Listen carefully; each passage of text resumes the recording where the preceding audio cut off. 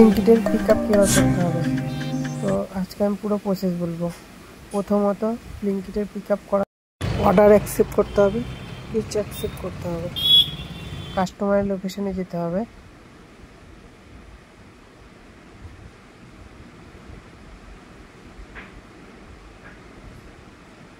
কাস্টমারের location 1.6 kilometre,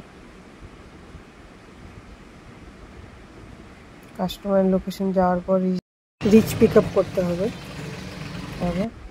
তারপর কাস্টমারের যেটি অর্ডার করা হয়েছিল ওটা নিয়ে নিতে হবে। নিয়ে নেওয়ার পর ম্যাপ দেখে স্টোরে আসতে হবে। Head north on Ashapurna Devi Sarani toward Raja. স্টোরে আসার পর রিস্টক করতে হবে। তারপরে স্ক্যান করে দিয়ে দিতে হবে পিক আপটি।